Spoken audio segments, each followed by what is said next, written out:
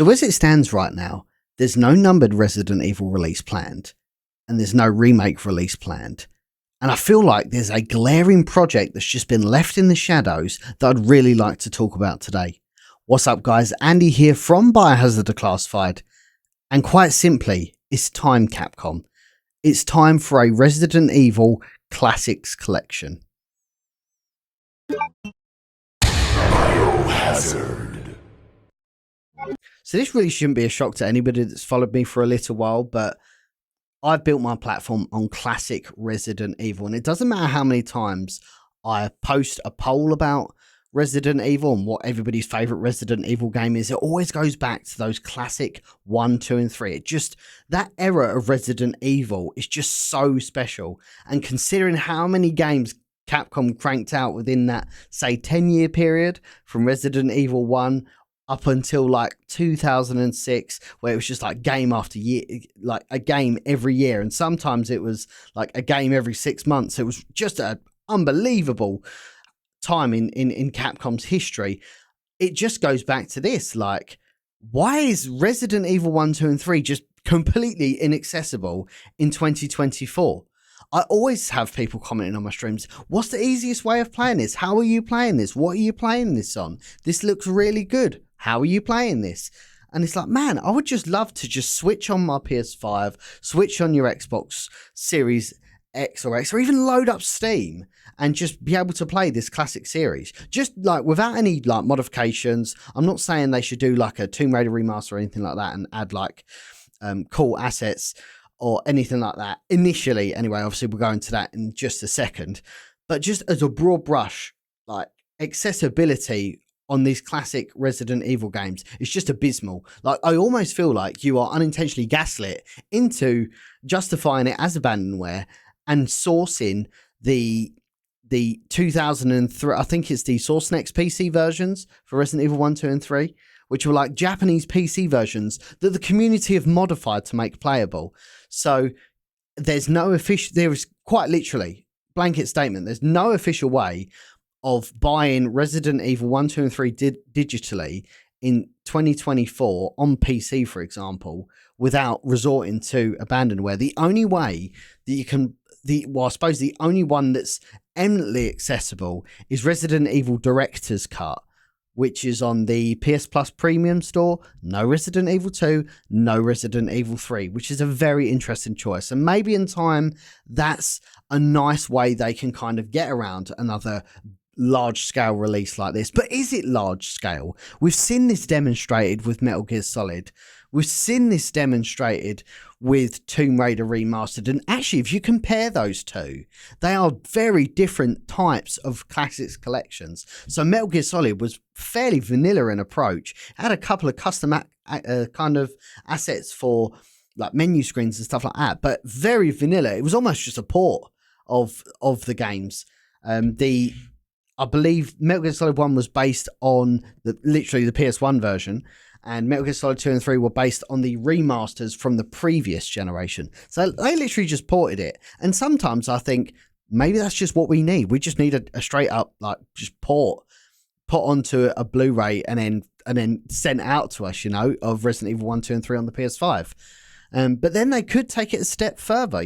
We've seen great progress from Gemini and the rest of the gang in. And think of the Seamless HD team, the Seamless HD project team, who have just done a great job in kind of remastering these classic assets to make Resident Evil as playable as possible. But therein lies the issue. Like, how are fans doing something which Capcom just have the resources for? And I appreciate, you know, having source files, etc. from back in the day can be very, very difficult. I totally get that.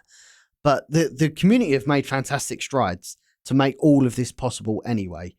And it's really like, it's just a sad state of affairs that this hasn't come around sooner. So why not do it now? As I said at the start of the video, there's no release window on a Resident Evil 9, for example. And I just can't see them doing a remake back to back. We just had Resident Evil 4 remake last year. I can't see them doing a remake again. Obviously, I'm open to being wrong. I'd really like to know your thoughts in the description if that ever does happen. But utilize that time. Why can't they just put a team or even bring in people from the modding community who have seemingly worked this process out already, bring them into the ecosystem, and then get them, which should be a cost saving in my opinion, but bring it by, instead of kind of reverse engineering them tools, you bring in people from the community who have already learnt these techniques, and then you get them to package up a product. It could either be, I suppose, like a native product, as I said earlier, like a Metal Gear Solid Master Collection, which is like, this is just an accessible port.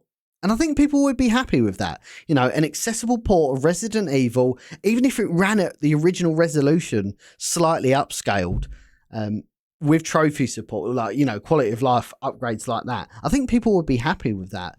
People would obviously be more happy if it took the approach that they did with the Origins collection that they did for PS3 and PS4 for Resident Evil Remake 2002. I think people would really enjoy that, having a couple of custom options to make it widescreen, etc., etc. Maybe a way of implementing non-tank controls. I love tank controls. You never convinced me that the way to play Resident Evil is not with tank controls. But I know Resident Evil 2 N64 did have that kind of, I think they called it first-person controls. Maybe they do something like that. I can see them doing that, implement a new control system. But yes, fundamentally, accessibility is key here. We need to be able to play these classic Resident Evil games just very, very, very, very easily without having to resort to emulation, which has always been a bit of a stickler for companies like Nintendo. And other developers, I'm sure, aren't necessarily a fan of emulation. So emulation and, of course, just straight up going on archive.org and then just downloading an image file for a classic PC port. Like, Capcom does not win in any of these circumstances. So just, even if they put, that's what I'm saying, even if they put like a bare bones port where they don't spend a massive amount of budget on developing something like that, just putting out a very bare bones port would totally make sense to me as well. But let's not forget, it's not all about us veterans of the series. What about youngsters that have never had the opportunity to experience classic Resident Evil? They've only been kind of used to Resident Evil 7, 8, and maybe the remake canon series of games.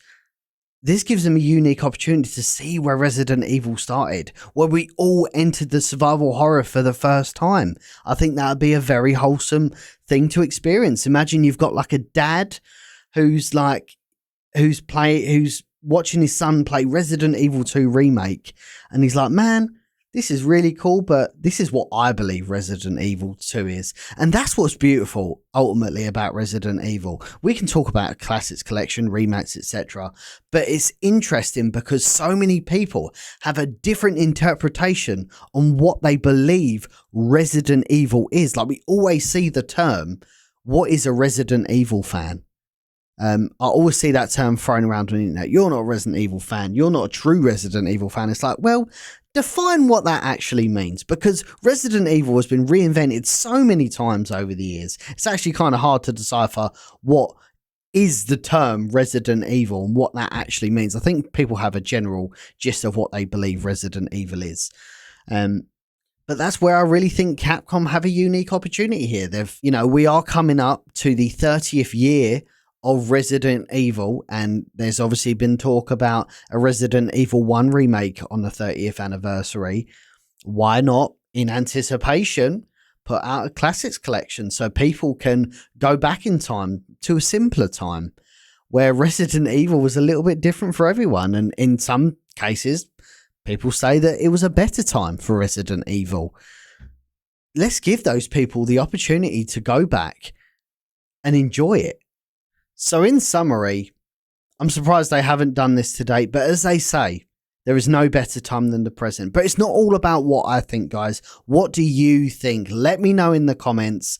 Do you think it's time for a Resident Evil Classics collection as we wait in anticipation for a next major Resident Evil release? If you like this video, make sure you drop a like, and if you're not familiar with Biohazard Declassified, I'm a dedicated Resident Evil content creator.